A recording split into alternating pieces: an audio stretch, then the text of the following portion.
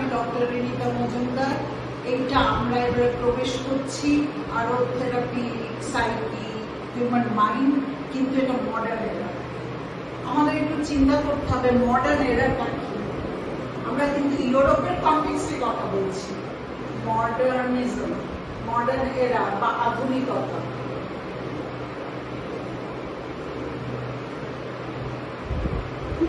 এটা কি আমাদের একটু বুঝতে হবে। আমি যদি এই সন্তান বলি মডার্ন এরার কথা, তাহলে আমাদের বুঝতে হবে এটা ফ্রেঞ্চ রেভলিউশন থেকে আরম্ভ। অবশ্য সেটা সবাই মানবে না, কিন্তু আমরা মোটামুটি এই ডেটটা করছি। কি হলো তখন? ফ্রেঞ্চ রেভলিউশনের আগে কি ছিল? একটা মনার্কিক্যাল স্টেট ছিল। মনার্কিক্যাল স্টেটটা কিরকম? সেখানে রাজা ছিল, নোবেলিটি ছিল, মানে যারা জমিদার ছিল, আর সাধারণ মাসেস ছিল, জনগণ ছিল। সমস্ত রাষ্ট্র ব্যবস্থাটাই ওপর থেকে নিচে হতো।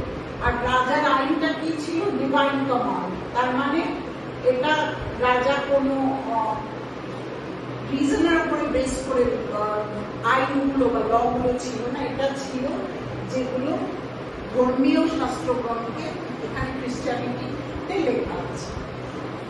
তো 1789 ফ্রেঞ্চ রেভলিউশনের পরে কি হলো?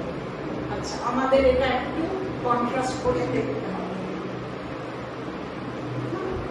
এটা হলো প্রায়ার টু ফ্রেঞ্চ রেভলিউশনের আগে, প্রায়ার টু ফ্রেঞ্চ রেভলিউশন। তার ফ্রেঞ্চ রেভলিউশনের আগে এই ছিল রাজা, তার ডিভাইন কমান্ড, মানে যেটা শাস্ত্রে, খ্রিস্টান শাস্ত্রে লেখা আছে। তারপর জমিদার ছিল, এখানে লোকেরা সার্ভ ছিল, স্লেভ ছিল। কারণ আমরা যে লেবার বিক্রি করে বাজারে টাকা করি সেই উপায় ছিল না, কারণ সমস্ত লেবারটাই কন্ট্রোল করতোই রাজাই এবং তার সামন্ত যে প্রভু।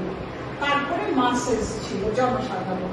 এরা কিন্তু রাজাকে ইলেক্ট করতো না, এইভাবে ওপর থেকে নিচে নামতো সমস্ত রুলসগুলো কোনো ন্যাশনালিটির উপর বা চুক্তির উপর বেস ছিল না। এটা যেটা শাস্ত্রে লেখা আছে, ধর্মীয় শাস্ত্রে, সেটা। তারপরে ফ্রেঞ্চ রেভলিউশনের পরে কি হলো? ফ্রেঞ্চ রেভলিউশনের পরে একটা পাবলিক স্ফিয়ার তৈরি হলো আর একটা প্রাইভেট স্ফিয়ার তৈরি হলো। তার মানে এই দুটো আলাদা। পাবলিক স্ফিয়ারে কি থাকবে? স্টেট, রাষ্ট্র। আর প্রাইভেট স্ফিয়ারে কি থাকবে? Civil society, family. সবচেয়ে বড় কথা, রিলিজিয়াস ইনস্টিটিউশন সেপারেট হয়ে গেল রাষ্ট্রের থেকে। এটা কিন্তু কোনোদিনই বলেনি যে রিলিজিয়াস ইনস্টিটিউশন বা ধর্মীয় যে সংস্থাগুলো সেগুলো একদম চলে যাবে, এটা বলেনি। এটা বলেছে যে রাষ্ট্রের থেকে সে আলাদা হয়ে গেল। রাষ্ট্রের যে আইন সেগুলো নির্ভর করবে যুক্তির ওপরে, ল এর উপর, যেমন এখন ডেমোক্রেসিতে সংসদের ল পাস হয় ইত্যাদি।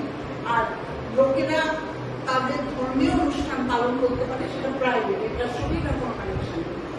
এটাকেই আমরা মডার্ন টাইমে বলি সেকুলারিজম। তো এইটা আসার পরে থেরাপি তো পরে এলো, কিন্তু মডার্নিজমের সঙ্গে থেরাপি খুব কানেক্টেড। এর আগে কি লোকের মুখ খারাপ হতো না? সে কি মেন্টাল হেলথ প্রবলেম হতো না? হ্যাঁ হতো। তখন তারা কোথায় যেত? তারা ইউরোপে, যেখানে অধিকাংশ লোক খ্রিস্টান, মাইনরিটিরাও ছিল, জুরা ছিল, তারপর জিপসিরা ছিল, তাদের কথা আমরা অত পাই না। কিন্তু খ্রিস্টানরা যেহেতু কনফেশন, সেখানেই তাদের, আমরা যাকে থেরাপি বলি, কিছুটা হতো। অবশ্য থেরাপিটা আমরা বলি সায়েন্সের উপর বেস, এটা ইত্যাদি। তো সেটা তা না। এইটা হচ্ছে সেকুলারিজম। পাবলিক হচ্ছে স্টেট আর প্রাইভেট। তুমি রিলিজন চলে গেল না, ধর্ম যেটা আমরা বলি সেটা চলে গেল না, সেটা শুধু প্রাইভেটাইজড হয়ে গেল। আর কি হলো? আর হলো যে তুমি নিজে চাকরি করে আর্ন করতে পারবে, তুমি নিজের যে শ্রম সেটা তুমি বাজারে বিক্রি করতে পারবে। তোমার শ্রমটা দাস প্রথা হিসেবে এখানে আনা থাকবে। 2, 3 কি হলো? জমি কেনা বেচা করতে পারবে। এখানে জমি কেনা বেচা করতে পারবে। সব জমি হচ্ছে দেবত্ব সম্পত্তি, ওই একজনের থেকে, বাবার থেকে ছেলে থেকে, এইভাবে সম্পত্তি।